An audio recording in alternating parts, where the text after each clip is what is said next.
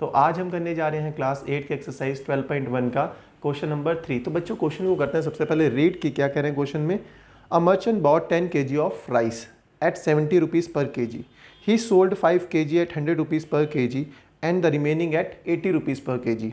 Find his profit and profit percent. आपको कहा गया है कि एक मर्चेंट है, वो क्या करता है 10 kg राइस लेके आता है, कितने रुपए के हिसाब से, 1 किलो चावल उसे पड़ती है 70 रुपीज़ की, लेके आता है 10 किलो चावल टोटल। वो उस 10 किलो चावल को लेके आता है, बोरे में भर के घर ले आता है। उसको घर ला के क्या करता है, उसे 5 किलो को पहले बेचता है। 10 किलो में से 5 किलो चावल पहले वो सोल्ड करता है 100 रुपीज़ पर kg के हिसाब से, मतलब 1 किलो चावल को 100 रुपये के हिसाब से बेचता है। और कुल कितने चावल बेचता है, पहले 5 किलो चावल बेचता है। उसके बाद वो बिक जाते हैं जब चावल 5 किलो, फिर जो बचे हैं 5 किलो चावल उसको मार्केट में लेके आता है और उसको बेचता है 80 रुपीज़ पर kg के हिसाब से। जो बचे हुए 5 किलो चावल है उसे कितने रुपये में बेचता है बच्चों, 80 रुपीज़ पर kg के हिसाब से। तो उसके बाद उस मर्चेंट को, उस व्यापारी को कितना प्रॉफिट होता है उसे फाइंड करना है। उसका बताना है कि प्रॉफिट परसेंट क्या होगा। बहुत अच्छा सा क्वेश्चन है कि मर्चेंट है, एक व्यापारी है, सबसे पहले क्या करता है 10 किलो चावल लाता है। 1 किलो चावल उसे कितने के पड़ते हैं, 70 रुपये के पड़ते हैं।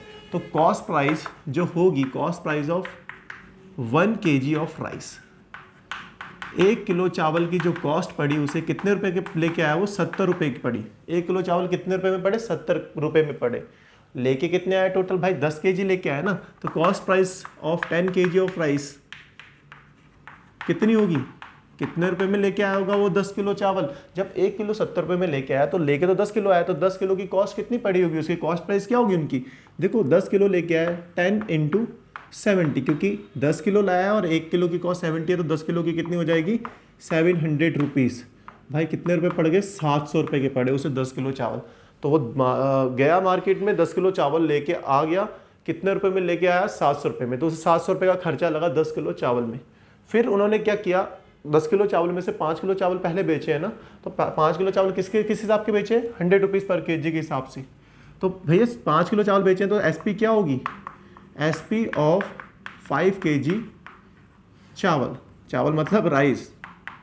तो 5 किलो चावल की उसको सेलिंग प्राइस क्या होगी, क्योंकि 1 किलो 100 रुपये में बेचे हैं, तो 5 किलो कितने के बेचे होंगे, 5 इंटू 100 कितने हो गए, 500 रुपीज़।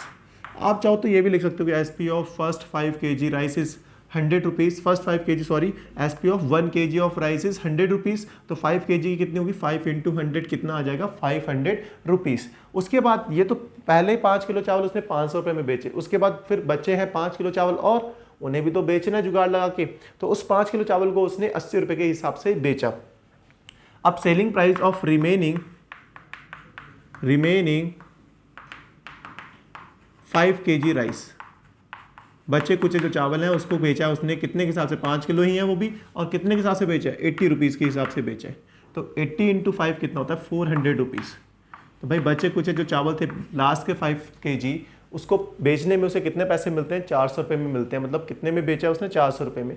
टोटल सेल कितनी है, क्योंकि टोटल 10 किलो कितने के बेचे, पहले 500 के बेचे फिर 400 के बेचे, तो टोटल सेलिंग प्राइस कितना आया होगा, टोटल एसपी कितनी आ गई होगी, टोटल एसपी कितनी है, पहले 500 रुपये में बेचे 5 किलो चावल, फिर 400 रुपये में बेचे, तो कितने हो गए, 900 रुपये में बेच दिए। भाई लेके आया था 700 रुपये में चावल, ठीक है, बेच कितने में दिए, 900 रुपये में बेच दिए। सीधा सीधा पता है कि आप कैलकुलेट कर सकते हो माइंड में कितने का प्रॉफिट हुआ, 200 रुपीज़ का हुआ। बट अब हम करना तो पड़ेगा ही, पूरा प्रॉफिट सॉल्व दिखाना तो पड़ेगा ही। तो प्रॉफिट आपको पता है क्या होता है, प्रॉफिट इक्वल्स टू क्या होता है, सेलिंग प्राइस माइनस सीपी, यही तो होता है। तो सेलिंग प्राइस 900 रुपये में बेचे हैं उसने, लाया 700 रुपये में था, प्रॉफिट कितने का हो गया, 200 रुपये का प्रॉफिट हो गया। अभी प्रॉफिट हमने निकाल लिया बहुत ही आसानी के साथ। प्रॉफिट कितने का हो गया, 200 रुपये का। बट पूछा तो प्रॉफिट परसेंट भी है ना, तो प्रॉफिट परसेंट भी निकाल देते हैं, इसमें कौन सी बड़ी बात है। बस प्रॉफिट परसेंट का बच्चों फॉर्मूला याद होना चाहिए आपको। प्रॉफिट परसेंट क्या होता है, प्रॉफिट अपॉन सीपी इंटू 100 होता है। प्रॉफिट कितने का हुआ है, 200 रुपये का तो प्रॉफिट हुआ उसे, 200 रुपये का प्रॉफिट हुआ है। तो कॉस्ट प्राइस लेके कितने में आया था, सीपी कितनी थी, 700 रुपीज़, ठीक है, 700 रुपये में लाया था, इंटू 100 कर दिया। देखो ये जीरो से ये जीरो मर गया, इस जीरो से ये जीरो, रिमेनिंग कितना रहेगा, 200 अपॉन 7। कैंसिल करते हैं, 200 को डिवाइड करना है 7 से, तो आपको पता है 7 2 कितना होता है, 14 होता है। 6 रिमेनिंग रह गया तो 60 हो गया, 7 8 जा 56, फिर बचा कितना 4, तो पॉइंट लगाएंगे तो 40 हो जाएगा, 7 5 जा 35, बचा कितना 5, 50 हो गया, 7 7 जा 49 और 49 हो गया तो 1 रिमेनिंग रह जाएगा, तो क्या हो जाएगा 7 1 7 कर सकते हो, लेकिन इतना ही रहने देते हैं, राउंड ऑफ में लिख देते हैं क्योंकि वो तो चलता ही जाएगा। 28.57%। तो आपका प्रॉफिट परसेंट आ चुका है बच्चों, कितना हो गया, प्रॉफिट परसेंटेज 28.57%।